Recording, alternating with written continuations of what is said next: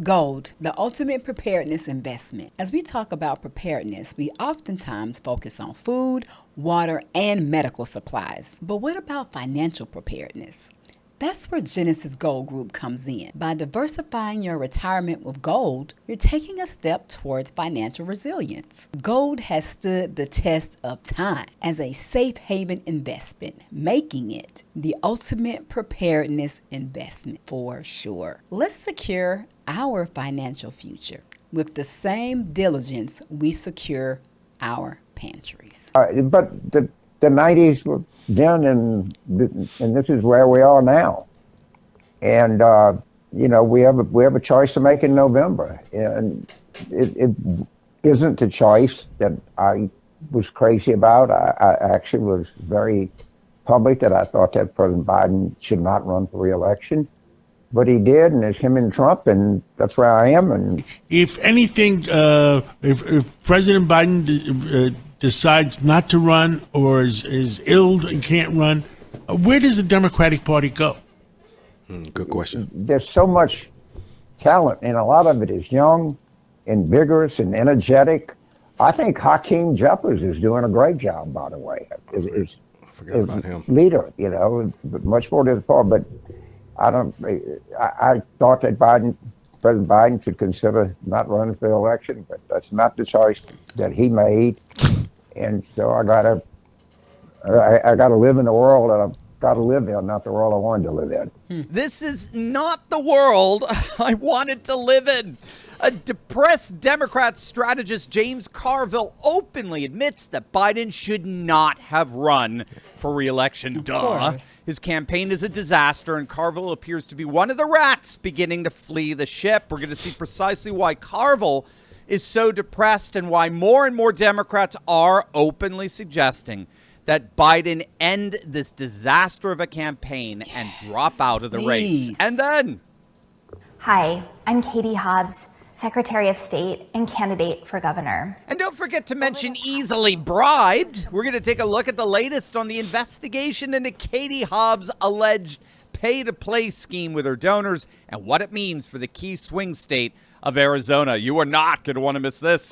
Hey gang, it's me, Dr. Steve, your Patriot Professor, here to help you stay sane in these insane times. So make sure to smack that bell and subscribe button and let's dive right in. As you heard, veteran Democrat strategist James Carville is but the latest to voice his concern that Biden, in retrospect, should never have actually run for re-election in the first place. Talking on the WABC radio program, The Cats Roundtable, Carville's admission, as it turns out, is yet his latest disparaging remark on the fledgling nature of Biden's campaign. You may remember it was just a couple of weeks ago that he said this. So frustrated, and I do think the president has to deal.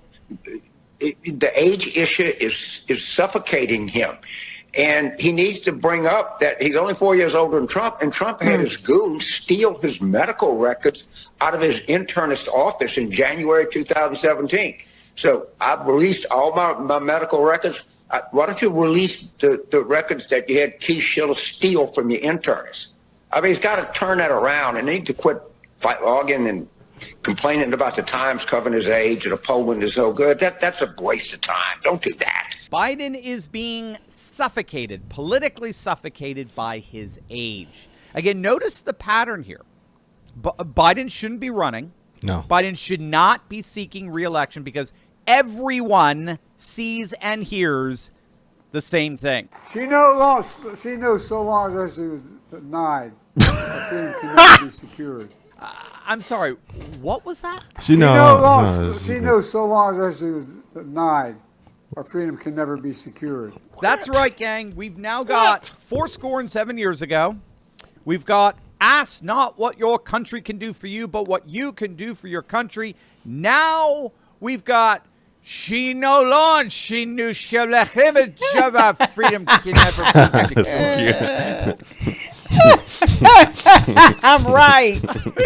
What? This isn't an indictment on how pathetically degenerate our permanent political class has become. I don't know what is. But we have to understand the reason why people like James Carville are openly freaking out here is because the lawfare, There you go. the weaponized legalism that was supposed to provide that Joe Biden the cover he needed, given the guy simply can't function.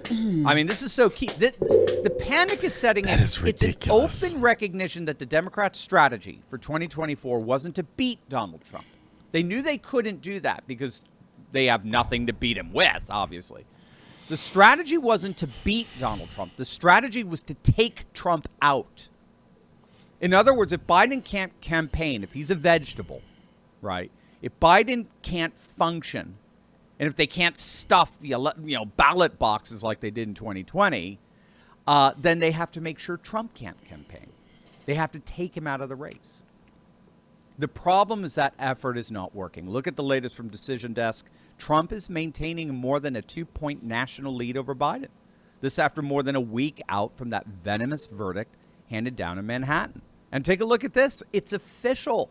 Trump and Biden are tied in Virginia.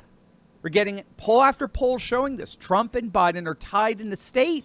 Then Biden won by double digits in 2020, by 10 points. It's a very ominous sign for the Biden campaign. And make no mistake, this was not supposed to happen. All the polls over the last several months, showed that were Trump convicted, his campaign would implode. LA Times ran a piece that predicted that Trump would lose 20% of his support were he convicted. This is what they were banking on, gang. This was the whole point of the weaponized legalism. And it did not happen. Didn't work. Trump was found guilty on 34 counts. We don't even know what the crime was, but nevertheless, he's found guilty, and his poll numbers have not budged. So now even Nate Silver, 538, the darling pollster of the Democrats, is coming out suggesting, Biden should probably drop out of this. Going out of there. Get out of there. It's devastating. Silver, the Wonder Kid pollster, Nate Silver, is coming out and bluntly saying that Biden is losing. There's no way around that. He is losing.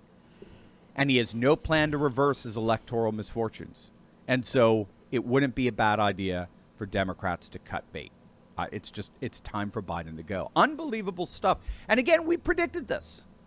That's what's so freaking hilarious about how loony our permanent political class is. We knew, given Trump's base, that there was no way he was going to lose support over his conviction precisely because his base no longer trusts our judicial system. Why would you abandon someone who just got convicted by a New York judicial system that you believe is incurably corrupt to the core?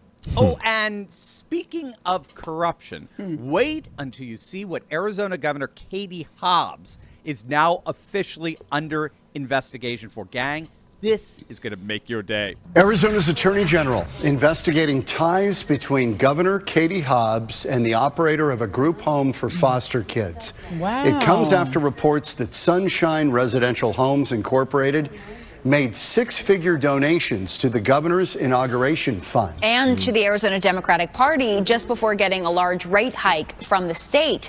This story was first reported in detail by the Arizona Republic. Oh, Katie, what can we say? You put yourself into office through false pretenses. Eventually that corruption inevitably catches up with you. And that is exactly what appears to be happening here. I know people do that. In Arizona. Hobbs is currently embroiled in a pay-to-play scandal investigation. It all centers on an organization called Sunshine Residential Homes. That organization made six-figure donations to Hobbs' inauguration fund and the Arizona Democratic Party. Just before, coincidentally, the organization got a very generous rate hike from the state. So Sunshine Residential Homes runs group homes for foster kids. Okay, it's one of dozens of homes that do just that in Arizona. But it happens to be the only one that got this massive rate hike from the state. The others were all turned down. Wow. And it's so interesting because we've got records of Sunshine Residential Homes being turned down for a rate hike back in December 2022, just a month after Katie Hobbs, the then Secretary of State, oversaw her own election to the governor's mansion. They were turned down in December. And then 3 days later, they contributed six figures to her inaugural campaign, and lo and behold, they were suddenly approved for the rate hike. Is that neat how it works? So it appears that the organization paid Hobbs and the Democrats hundreds of thousands of dollars, and they got millions back in return. So needless to say, Katie Hobbs is now under investigation for a pay-to-play scheme in a state that is still rather dominated by Republicans. So what does that mean for November? Well, if Hobbs is politically damaged by this, which she almost certainly will be, remember, she's not a particularly popular governor. She barely squeaked by in the 2022 election, and again, under rather suspicious circumstances. If she's damaged by this, it will have the opposite effect of what we're seeing in Virginia. The Republican governor there, Glenn Youngkin, is very popular.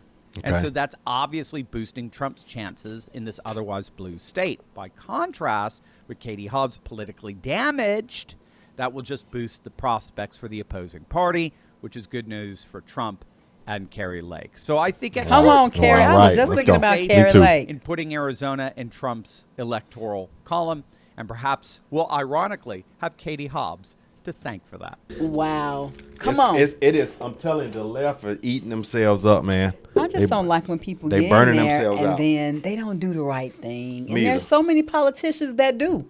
Let's make sure we are sending our, encouragement and shout out to those politicians that are actually doing what our tax dollars are paying them to do. They have a desire to really make the change, the oaths and the things that they say they're going to do prior to getting in office. We have to shout them out because they're out there. Plenty of them still out there. You definitely got the good ones. But then you have the ones who have other ulterior motives. And them the ones that stand out. And these are the ones that are always being reported on. But but we have some good ones out there too. So shout out to them. Carrie Lake, I love her. She is the truth. I was just thinking about her. I was like, we still don't know who Trump's VP is going to be. It's been so many names that's been thrown around. Some of the ones that we were hoping for, and some others that we never heard of. So, okay, back to what he was talking about in the video. So, what do you think? Because the government is corrupt to the bone of the bone, and not all the way down. It's some cor- good ligaments and stuff running That's through what there. Manny said back when we were to the. So it is. There's some good folks in there It's sprinkled. corrupt, and the more and more you see it, the more and more while you look and say, okay, let's go ahead and let's get Trump in office, and then let's go back to when about Biden. Every time I look at Biden, and he do so, he just look at I don't know what to say. I don't know what drugs they got the man on. I don't know. This is not the same dude from back when Barack Obama was running. That is not the same because dude. he has significantly Declined. taken a turn, for the worse. Yeah. The man was froze. At that event. Not even trying to wave his hands, not even trying to put a clap up. It's like he didn't even know what to do. But it's like, use the common sense and mirror what you see these people doing. Okay, you ain't got to know nothing. Think and say, okay, they doing this, I'm going to do this too. He didn't even do that. So it's like, maybe because I think that was Kirk Franklin up there singing. So maybe he was getting. It doesn't Maybe the Holy matter. Spirit. Maybe the Holy Spirit was touching him up there. The man was froze.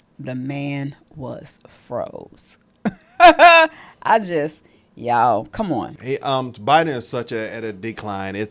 I don't understand the concept. There's no concept of him running. Could you imagine him? Listen. Another 4 years? I don't think he would live through it. I ain't saying that he would die, but it would be a health issue, and he would be out of there because he wouldn't be able to handle. Mentally. He would mentally not be able to handle 4 years. Especially all of what's going on now. No, he would not. His body and his mind would not be able to handle 4 years.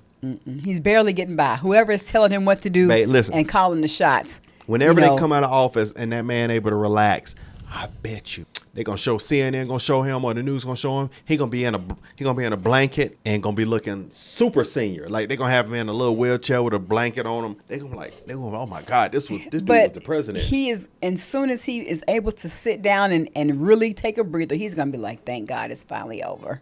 I mean, really, and he ought to think enough of himself to say, you know what, forget this. I'm done. Somebody else can have this job. Somebody can have it. I need to go ahead and walk out while I still can. So they're not wheeling you out. But that's their plan. Their plan is their whole plan, I really believe, was to knock Trump out, get Biden in, Biden have some kind of scare, say I can't run, and then whoever these younger people they'll have to come and step in for his place. I believe it was a whole plan that's not going to be able to get played out. What a disaster. All right, man. So 2024 be more. Talk less. We'll see you on the next one. Yeet.